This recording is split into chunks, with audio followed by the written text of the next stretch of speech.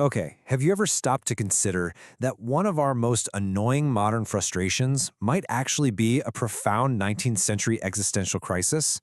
Seriously, in this explainer, we're diving into the ghost in the machine and what the philosopher Søren Kierkegaard can teach us about our absolute dread of commitment. Because, we literally all know this visceral feeling, right? You meet someone, the chemistry is totally off the charts, everything seems to be going perfectly, and then, bam, a text goes unanswered. Then a whole day goes by. And before you know it, you're both just pretending it never even happened. And you're left wondering if they, accidentally dropped their phone in the ocean. You've been ghosted. Or, honestly, maybe you are the ghost. But why exactly do we do this? Well, our culture usually just brushes this off as bad manners. We say it's just an etiquette problem. But if Søren Kierkegaard were around to observe our dating habits today, he'd tell you something much, much deeper. He'd say, you aren't just being rude, you're actually terrified. And the thing you're scared of isn't even the other person. It's the existential terror of commitment itself. To wrap our heads around this, we really need to look at the invisible trap that almost all modern daters are totally stuck in. Which brings us to Section 1, the aesthetic trap, or living in the realm of unlimited options. So Kierkegaard actually mapped out human existence into different stages, and he believed most of us are completely stuck in the very first one, the aesthetic stage. An aesthetic person is basically someone who lives entirely for possibility. They love collecting experiences, but they never, ever commit to becoming someone definite. It's a life lived 100% in the realm of what if instead of what is. And you see the modern symptoms of this trap literally everywhere today. It's having 5 different dating apps on your phone, but absolutely 0 real relationships. It's reading the first 3 chapters of 20 different books, but never actually finishing a single one. This kind of person is always about to start, always about to commit. They're just hoarding experiences like souvenirs, swiping endlessly, but constantly putting off that crucial moment of becoming someone real and definite. Now, from the outside, this person looks incredibly free, right? Just bouncing effortlessly from one shiny option to the next. But unlimited possibility is not actually freedom. It's a remarkably sophisticated prison. It is just paralysis wearing a really convincing costume. The wild part? Kierkegaard wasn't just sitting in an ivory tower judging us. He actually lived this. At age 30, he broke off an engagement to a woman he deeply loved. Not because he stopped loving her, but simply because he couldn't bear the heavy, daily weight of making a choice. For the next 12 years, he spent his entire life obsessively writing about what he did and why he did it. And at age 42, he died alone, having never taken the leap. He was completely destroyed by his own aesthetic trap. This all perfectly illustrates his map of human existence, which climbs in 3 steps. You started the aesthetic, that life of endless options with 0 commitment. But then you have to move to stage 2, the ethical. This is the actual leap into commitment, picking a direction and accepting the costs that come with it. Finally, there's the religious stage, which is total, absolute commitment, where the choice literally becomes who you are. And here's the kicker. Stepping into that ethical stage doesn't magically make you happy, but it makes you real, because you finally have something to lose. So what happens if we refuse to leap? That takes us to Section 2, a despair problem, the true sickness worse than death.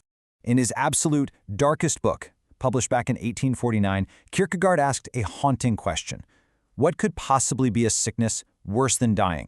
He called it despair, and he wrote, "Despair is not sadness. It is the refusal to be oneself." Think about that for a second. It's the agonizing refusal to step up and actually be the person who chooses. When you look at ghosting through this specific lens, it completely flips the script. The ghost doesn't just disappear from the other person. By refusing to be definite, by refusing to be limited and capable of rejection or failure, the ghost is actually erasing their own self. The ghost disappears from themselves. And as if our own human nature wasn't hard enough to handle, we now live in a world that actively weaponizes this exact flaw. Which brings us to Section 3, the algorithmic prison, and why this is so much harder now. Kierkegaard figured all of this out without ever even seeing a smartphone. But today, another option, a completely different life path, another potential partner. It's always just one swipe away. This technology amplifies our natural despair by dressing it up to look like endless freedom. But as we've learned, unlimited possibility is definitely not freedom. It boils down to a massive conflict between what the algorithm wants and what you actually need. The app's goal is to keep you endlessly looking, because your endless looking generates valuable data. But your true need? You just want a real connection. The catch is that your actual solid commitment generates absolutely nothing that a tech company can sell. So you are literally being financially incentivized by these platforms to just almost commit forever. You're handed this beautiful illusion of freedom. The freedom to not decide, the freedom to vanish and then reappear online as a slightly rebranded version of yourself. But ultimately, it's just curated despair. It is the most sophisticated prison ever built. And the crazy part is, the prisoner is the architect.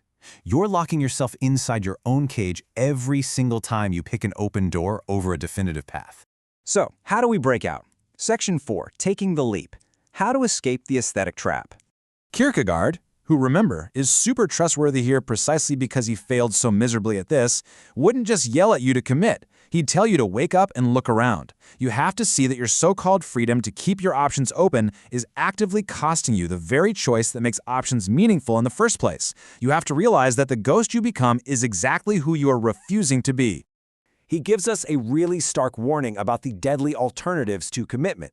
If you refuse to take the leap just because you aren't 100% certain or because the algorithm hasn't confirmed it's the statistically optimal choice, realize that waiting is already a choice, and it results in infinite postponement, a life that never quite begins. By hovering safely in the aesthetic stage, you are dying so much more slowly than any actual commitment could ever kill you.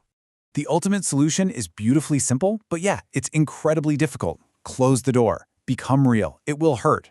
When you make a definitive choice, you automatically cut off other possibilities, and that limitation, it brings a real kind of suffering. But that very pain is exactly how you know it's working.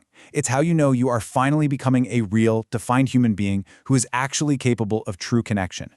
So as we wrap up this explainer, I really want you to look inward.